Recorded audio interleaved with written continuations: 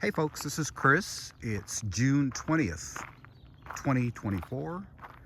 Walking down the hill towards the orchard. There's a big buck right there. Sasha's just gonna chase it off. She can never catch him. There's actually two huge bucks this morning. Sasha's just showing him who's boss. Good job, Sasha. Good girl, honey. Honey, Sashi. Oh, she's on the scent right now. They were eating in here. Anyways, back down to the orchard we go. We're getting some nice weather now. We're having 4 days in the 80s. And once again, I try to explain my orchard here. We have these cooler nighttime temperatures, and we've been in the 60s in the daytime, and our lows have been in the 40s at night. So our trees, they just grow slowly. These trees, they love sun, and they get a lot of sun right here. They get sun, probably 90% of the day they're in the sun. This is the early morning, it's around 6 o'clock. And we have a little light cloud cover, and the sun is just kind of coming up here. So we don't have a lot of sun right now, but we get plenty of sun. And for years, people have been saying, it's all about sun. Fig trees grow in the sun. These trees get plenty of sun. They grow slowly because of our cooler nighttime temperatures and the lack of rain during the growing season. So our trees are kind of like slow and steady. We're not going to get huge crops until trees get older. And in the meantime, we just try to grow our trees up to be as healthy as possible. Last year when I was planting, I had a lot of issues with trees. They looked terrible. And one of the comments I kept making was, just wait 1 year. Wait till they spend a year in ground, and you'll be blown away at what you see if they survive the first year in ground. Let's start with white Madeira number 1. I have white Madeira number 1 in ground for the potential of Breba. I don't really know if it will hold a lot of Breba. It's an experiment for me. There's 2 suckers, and I will turn this into a multi-stemmed tree in the future. You can see we're getting good growth right in there. You can see there's some main crop on there. Didn't do much with Breba, but the tree looks really good. This is an older tree that's been in ground 2 winters now. And here is a tree I just put in. I had to take my red Lebanese Baca Valley out because the bucks, not unlike the 2 that we just saw coming down here, just rub them. In the fall, they come in and they'll just rub them. So I've created these cages that I put around my trees. And I just use 14 gauge galvanized wire, get it at a big box store in a 100-foot roll, 4-foot height, cut the top rim off and pull the little pieces out like this. The bucks get near that and the does get near that and they touch it and it gives them a little sting and they never bother it again. So this is a crow's that it is showing some bumps. So once again, you look at places where it can be a colder zone than our zone 8, but you'll find that they have lots and lots of figs and they're at various stages at this point. It's all about heat. It is not about sunlight penetration, as I've been saying for years. It's about heat. Overnight temperatures make a difference. Daytime temperatures make a difference. Lots of moisture and humidity all help these trees grow. They want to grow. If you're growing trees in the southeast, let's say Louisiana, your trees are going to grow so much faster than our trees. Our trees just aren't going to grow that fast because of those variables that I speak of. So you're going to get slow growth, and that's going to lead to less figs, less vegetative growth. But the advantage that we have is that when we get figs to ripen, we don't have rain frequently and a dry season and a dry climate. So you get lovely figs. Just don't get as many. This is a Mount Etna called BGM, Black Greek Marius. It's got a couple suckers. I might let those go. Let's take a look and see if we can see a little figlet. There's one. So yeah, you know, it's putting out figlets. The Yetnas will ripen for me generally around 75% of the crop. This is Ischia Black, put in ground as another experiment for Breba. You can see I've got a couple suckers down there at the base, and I just cleaned it out yesterday and I mulched it with some fir pebble bark to keep the moisture in, because it's going to start getting very dry here. But look at the condensation we have on this morning. That's kind of nice, actually. This is an interesting variety. You'll notice the red petioles. It struggles with the fig mosaic virus.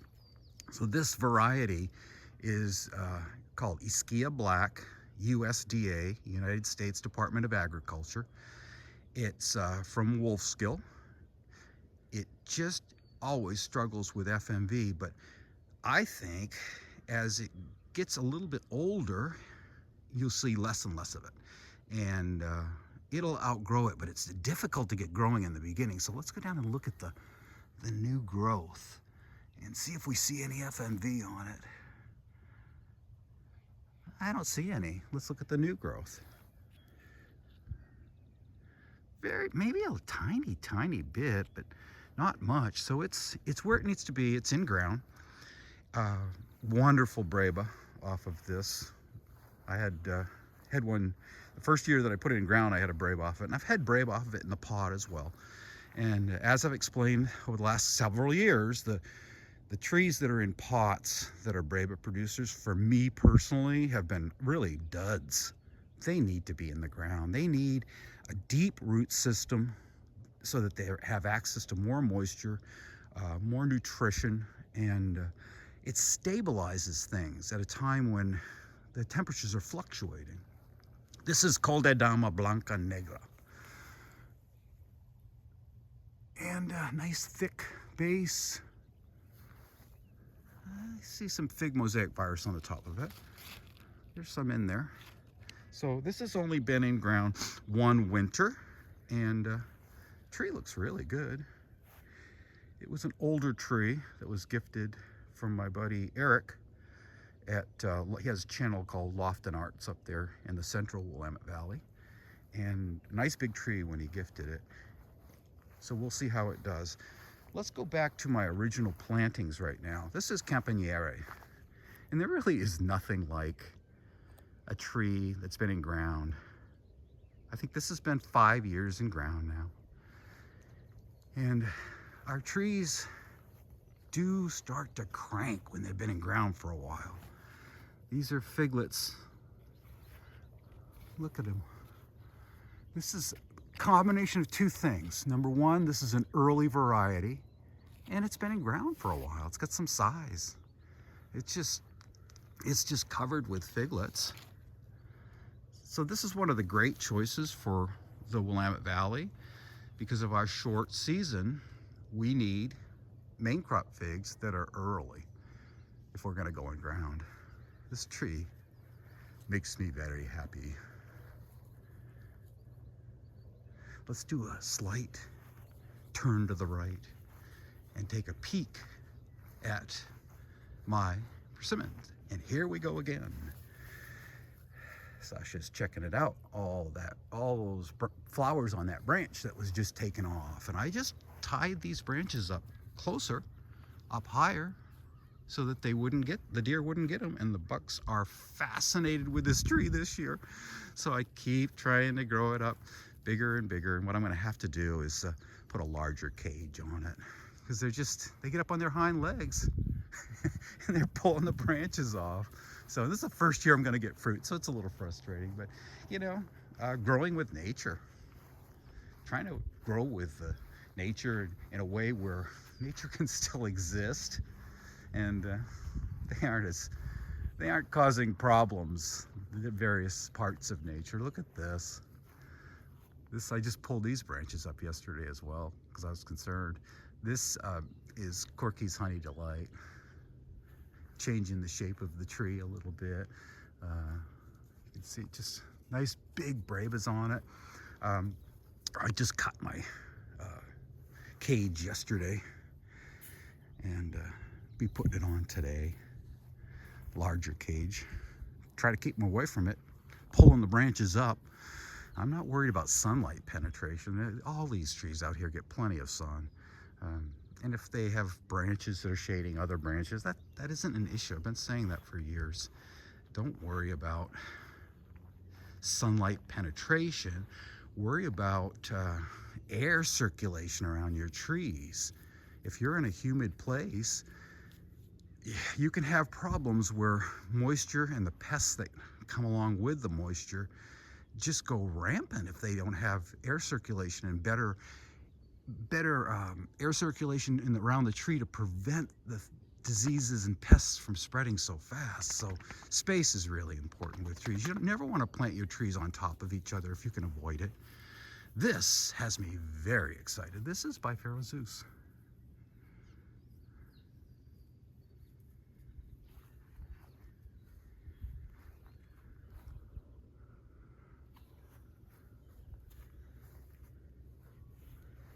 It has around 24 beautiful Breba. These are fantastic Breba.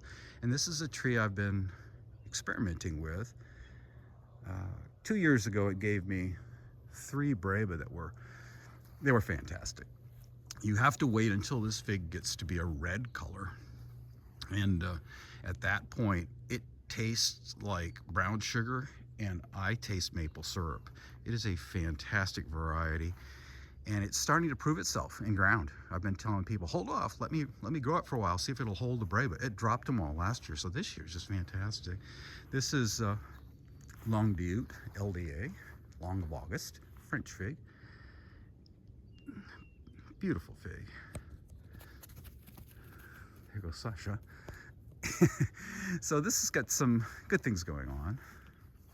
It's got some nice big Breba, and you can see there's the main crop. We'll get the main crop. Might not get all of it, but we'll get quite a bit of it here. More big Brebas. These are delicious. Absolutely delicious. This is one of the best choices for in-ground in the Willamette Valley because you will get a wonderful Breba crop. And you'll get a main crop where you might get a lot of it. If you're lucky, you might get the whole main crop. Maybe get 75%. This is another one of my older trees. This is Brown Sugar Crunch. Every year, it wants to throw up lots of suckers. I'm tempted just to let this become a bush. It really wants to become a bush. But once again, main crop, nice little figlets. I know you people in warmer areas are looking at, he's just getting figlets. Yes, I'm just getting figlets. Growing figs is location specific. I try to say it on almost every video. You're going to hear me say it over and over and over again because it's such a critical facet when you're growing figs, is that where you're growing the figs. That's why when you're growing figs, always listen to people in the areas where you're growing because they're going to know what's the best way to grow and the best varieties. This is Desert King, being Desert King. It's probably the #1 variety out here. Covered with Breba, hasn't dropped one. I let the suckers come back. I did a video taking the 4-year wood out earlier this year, and now I've got a lot of 3-year wood. I'll take some of that 3-year wood out, and I'll start doing some thinning cuts, bringing it down, getting it under control. But honestly, I kind of like this being really huge. I may just let this turn into a monster tree. That's the beauty of not worrying about things dying back. Okay, we're gonna go down to LSU Huye.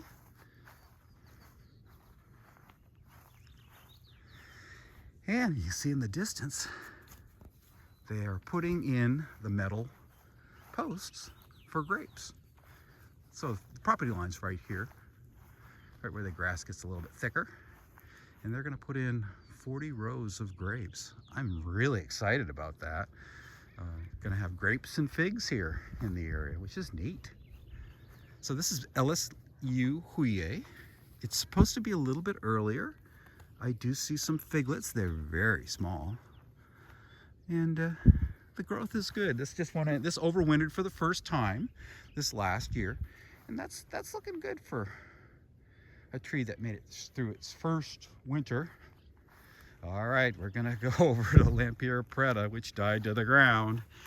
And you can see the one sucker remaining and nothing popping up. So we'll see what happens with this. If this one doesn't come back, I'll just put something else in its place. All right, this tree just went in ground this winter. I actually planted in the winter. And I'm pleased with this. This is Brava floor. Seems to be flying under the radar. It's still very inexpensive. It isn't that widely distributed at this point. You know, I like the looks of this tree. There's a tiny bit of fig mosaic virus, a little bit on the top. This hasn't even experienced a winter in ground yet. So that's a very good sign. It's supposed to have a good Breba crop. That's why I put it in. All right, we're gonna buzz over here to Bec de Perdieu. What a gorgeous morning. I feel so fortunate to have space where I can do this and I can play around with the trees, and Sasha sure likes it here.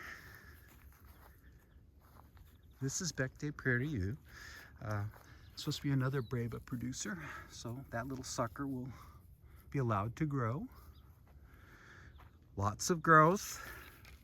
Spent its first winter in ground. It looked fairly good last year and looks very good this year for such a young tree.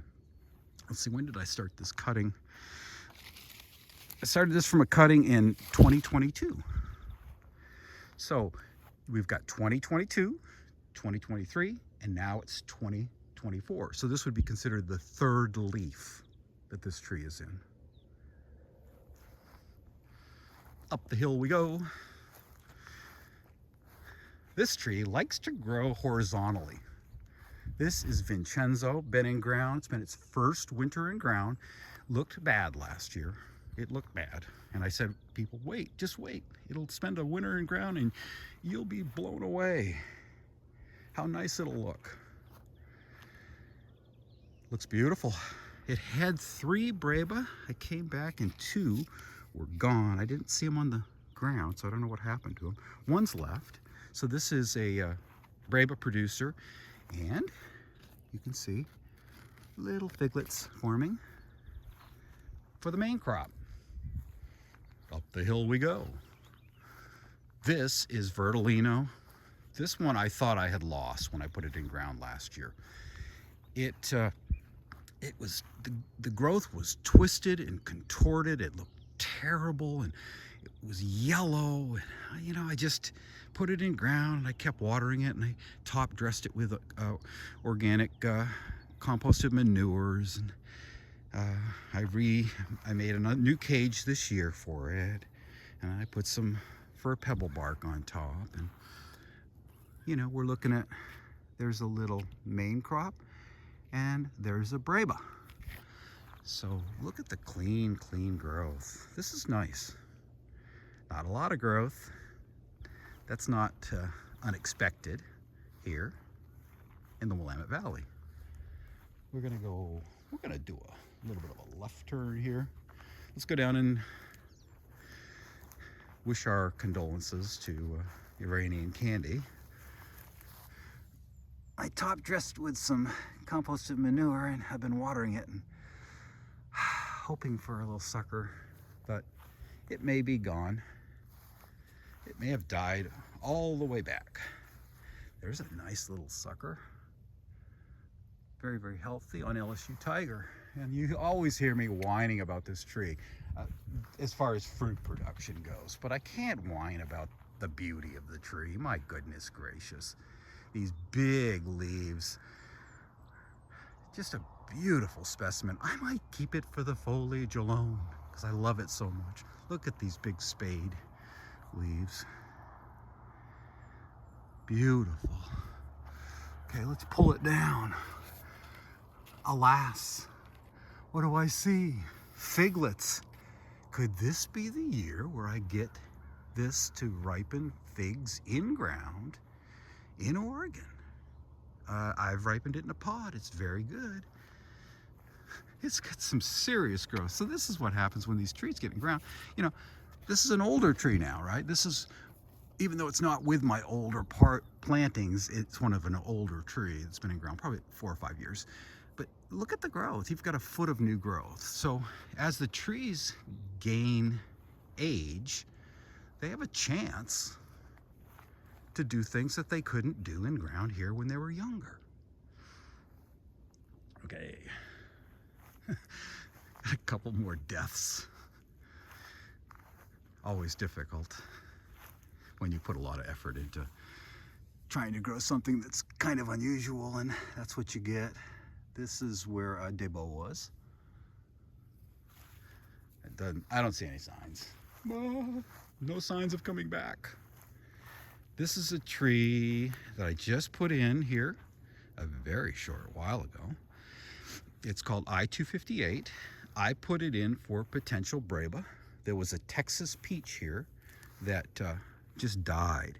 Now this is a pest. Oh, I thought it was a pest. Yeah, it is. See that little pincher bug right in there? We do get that on our trees, little pinchers. They seem to come up and hang out. They'll hang out wherever there's like a spot where they can get away from the sun.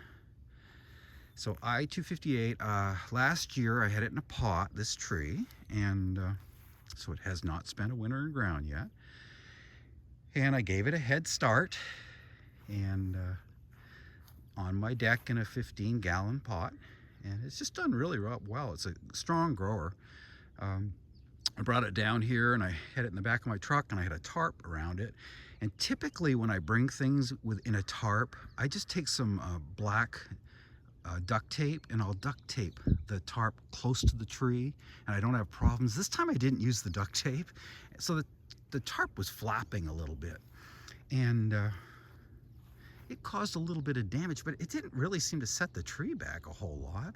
This looks fantastic, so let's let it grow out this year. I mean, that's very good growth for here, and that's because it had that head start. Well, hopefully the growth just slows down, moderates, and lignifies. That's a really big thing with trees. Lignified growth makes them handle the winter much better. Now remember, this is growing in ground, but that lake down there has a tendency to create real strong winds when it's cold, and it brings that cold, wet air through here, and it makes it colder than normal with the wind chill. So this is different than growing up against the side of a house, near a house. So if you're growing and you're growing south facing, and you've got a nice big house behind you, or brick wall or anything like that, and it stops those north winds from hammering on your trees, makes a big advantage. It gives you a huge advantage, excuse me. You can't underestimate microclimates and how they change things. This is Granthams Royal. I just added more for pebble bark yesterday, and I gave it the full-size cage. It had a smaller cage, and because it's not super strong, I just go with these little tree chains, and I'll chain it to the T-post. This is growing nicely. Boy, it's lignifying really, really fast. So I'm pleased with Granthams Royal. The reason I'm growing that variety is because people up in Washington State and British Columbia have really good things to say about Granthams Royal. And the folks up there know Breba. If they say a variety is a good Breba tree, you probably should listen. I've been listening. Okay. St. Martina. And let's see what we can get on this little guy. This is what I get every time this year. Ladybugs. They come in and they help me out. I have them on my payroll. They get to eat all the bugs that they want.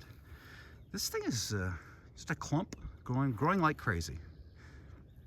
Looks good. I always am happy to see the ladybugs though, because I know they are helping. let's go look at another defeat.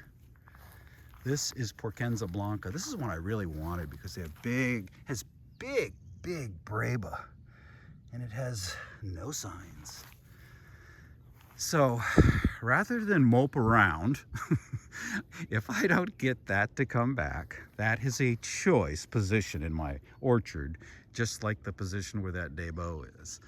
And I have 4 trees I'm putting in ground next year.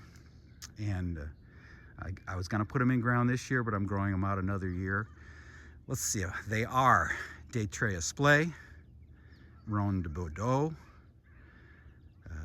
I'm pulling my memory here, Susarea, and okay, what's the 4th one? Improved Celeste. So they're all looking great. They're in 7-gallon. They're growing in a microclimate on my deck and got nice shape. I like to grow them up. People say, why are you growing your trees up? They're gonna be top heavy. This is the comments I've been getting. They're gonna be top heavy. You don't ever want a tree like that. I'm not growing the trees up in that shape to be in the pot. I'm growing those to be in my orchard. And if you look at the trees in my orchard, you can see they're doing just fine.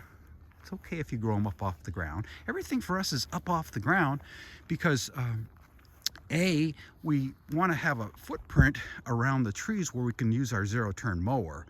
So this would be a classic example. So now I can get in here, or my wife can get in here because she really loves that mower and does way more mowing than I do. And she loves it because she can buzz right around this tree with that mower, right? And see, it's a contained footprint. So if the tree was to come out and start growing and grow out, oh, let's say at the 4 or 5 foot level and really start coming horizontally, I'd take that growth off and we'd keep it more in a vase shape. This is Tia Pena. It looked terrible last year. It's been in ground now 1 winter.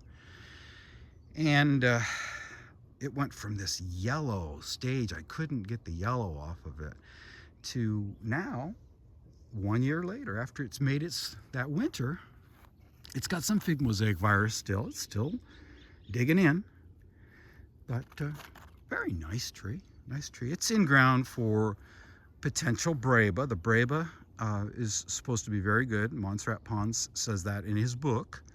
We don't really know if it's a prolific Breba, and no one's experimenting with this that I know of in ground. It's a very late main crop, and we would in all likelihood never get the main crop, but it's a fig. Never say never. It might surprise us. This is my mother tree of crows, and it's looking good. Not as good as the baby as far as vigor. And there's a little figlet. First one I'm seeing on it. It's a little slow to the party this year. Once again, only been in ground 1 winter. Great variety. And here is the one. It just didn't look good, so I just cut it off, and I've got a little sucker coming back. I don't know what I'm going to do with that variety. It's a Celeste type. I've had bad luck with Celestes here. That one had all kinds of cracking at the stem, and I don't know. It's in a choice location, and I have 4 trees that I need to put in ground next year. This has 3 Breba. This is Nero. It's kind of a cool looking Breba. I've had 1. It wasn't that great, but it was the first year. This just spent its first winter in ground, so it's getting dug in. I need to come up. I will increase the size of the little area around it, and I will put in a larger cage because I'm going to let any suckers come up on this one. So it'll be interesting to see what this does. Very good growth. That's pretty.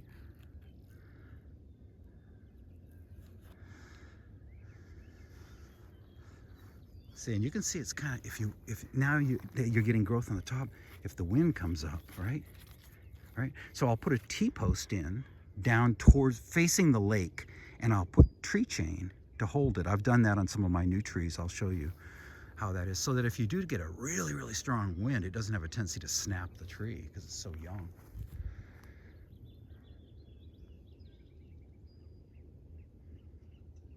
What a glorious morning.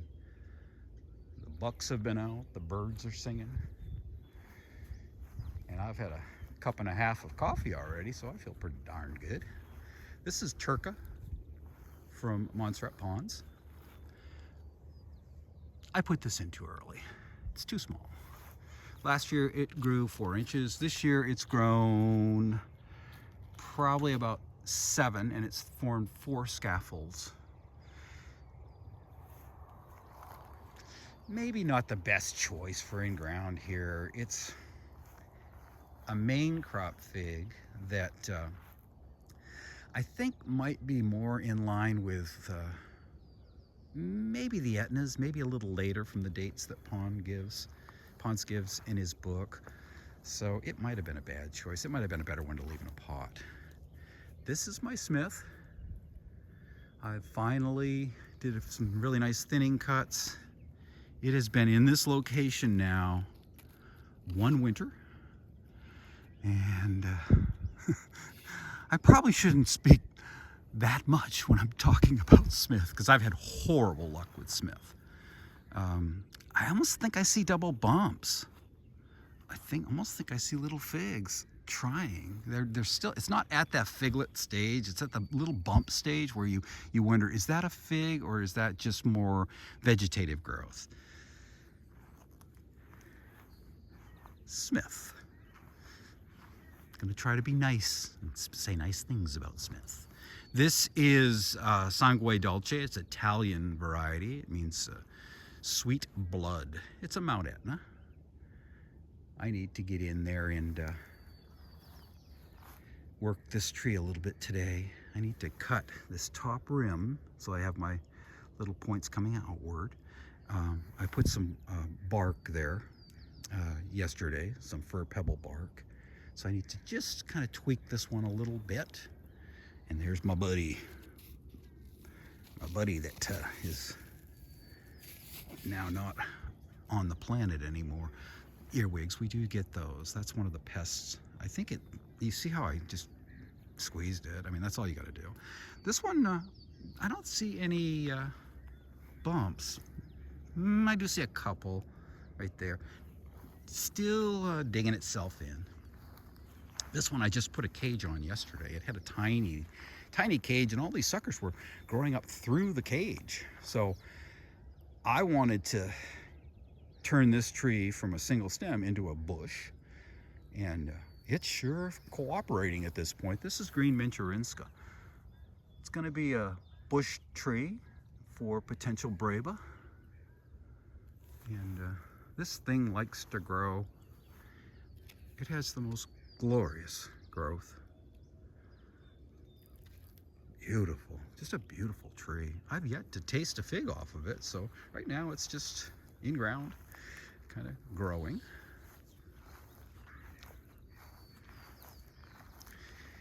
That tree, with the majority of these trees, have either spent 1 winter rather, in ground, or have not spent any winters in ground because they just got planted. This is Fico Seco. And it doesn't seem to be the greatest grower in the world, but it seems to be doing better this year.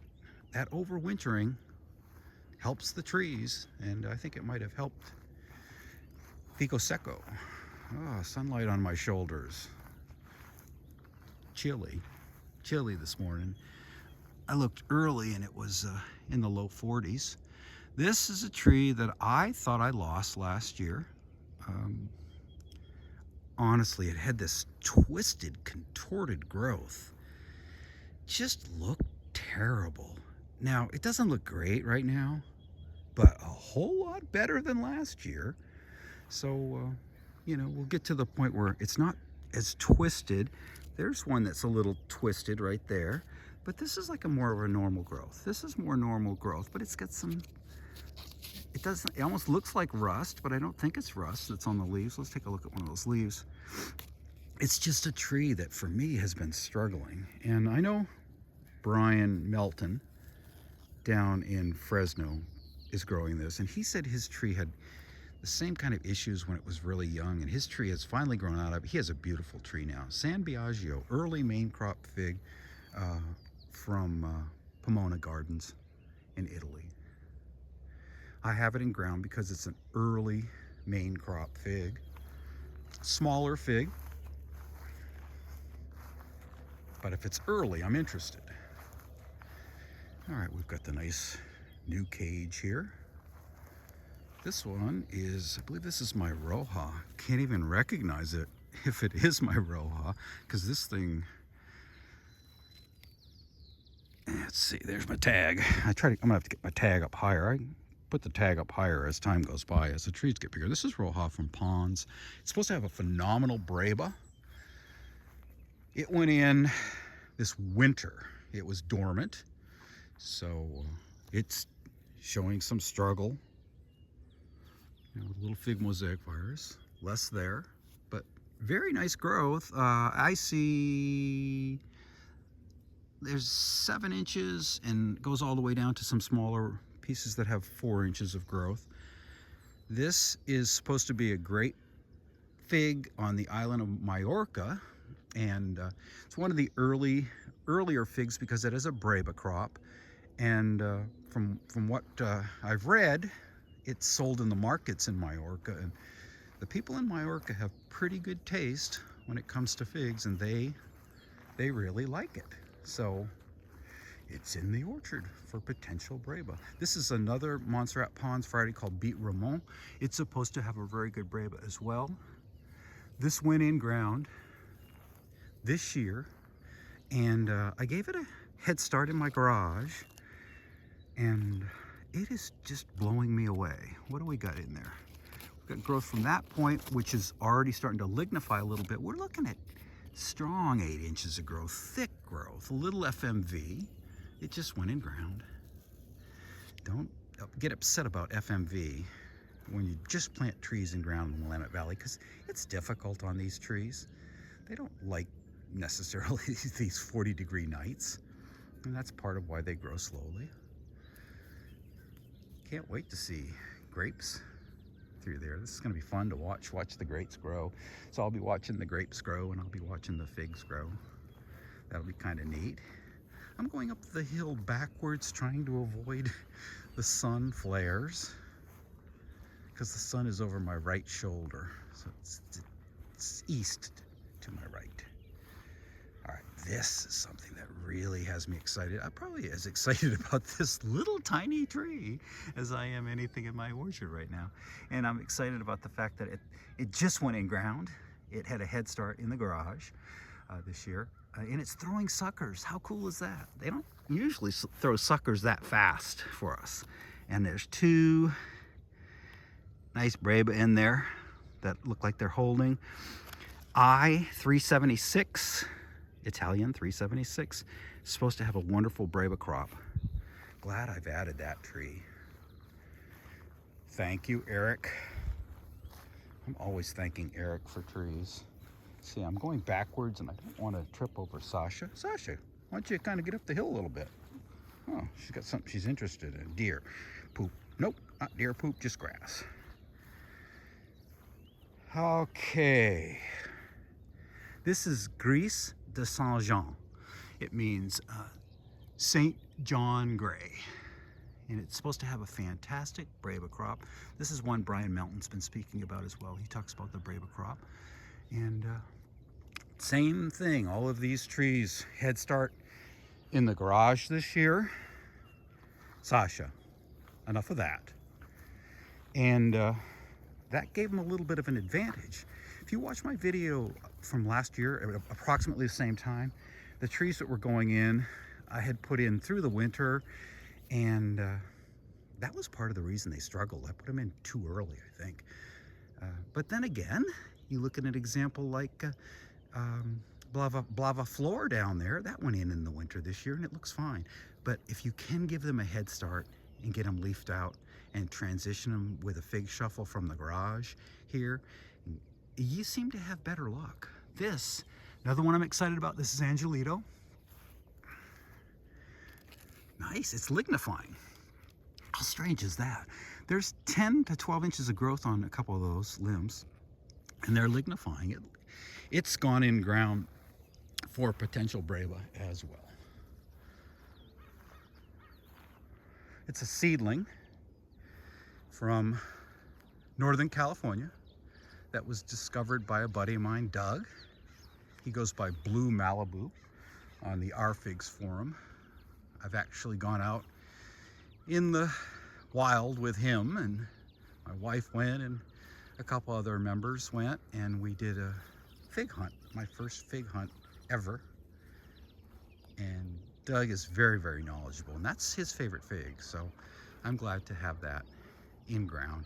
I don't know if it's going to ripen the main crop for us, because there isn't a lot of information about whether it's early, mid-season, or late out there. But people are saying it has a good Breba.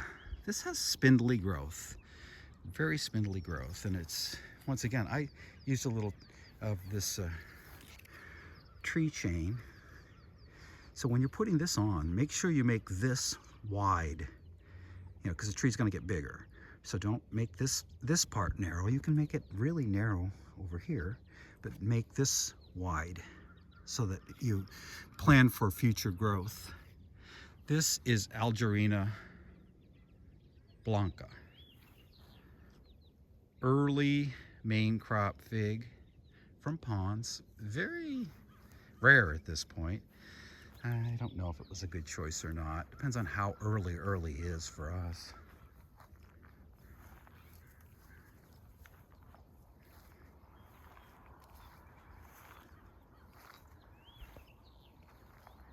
Last tree. Kind of one of the ones I'm pretty excited about. This is Bill's Communa. It's supposed to have a early main crop fig, a smaller fig. And boy, for a tree that just went in ground, how nice is that? It's lignifying already. It's just doing wonderfully in ground. So that's the orchard. This is the longest video I've ever made. Thank you for sticking with me if you've been hanging out through the whole video. There's something special about putting trees in ground and just letting the years go by and watching what's happening. And, you know, there's something special about it. It's almost a magical thing to watch them grow and to learn and find out, oh, that one didn't work and this one works. And, you know, I'm trialing, right? I'm not trying to grow for fruit to sell in a market. I'm not trying to grow for cuttings. I'm trying to grow to increase the knowledge base of what works in the Willamette Valley. I'm trying to grow to learn growing techniques, and it might be simple serendipity on finding out techniques along the way and what works, but it's fun. It's fun. I try to admit my failures and celebrate the successes along the way. I try to stay humble when I'm doing this. I don't think you hear me patting myself on the back that often. Remember, if you pat yourself on the back too often, you can pull a muscle in your shoulder. So try not to do that. Try to stay humble. Just try to be nice to each other. There's just this pervasive negativity on so many things today. It's like, do your best to stay positive. Be nice to those around you. Grow, and find peace in growing, because that's what it's all about. It's about finding peace and sharing peace and caring about each other. Okay, hey, if you stuck it out this long in this video, you deserve some sort of award. I don't know what that would be. And I'm looking over my shoulder right now, and I see a big doe. She's just walking up the hill. I'm not going to bother her. All right, hey, if you haven't subscribed, I always appreciate a sub, and I always appreciate a like. A like is a simple thing, pushing a little button. Okay, we'll see you on the next one. Thanks so much for bebeing part of my journey growing figs here in the Willamette Valley. Take care.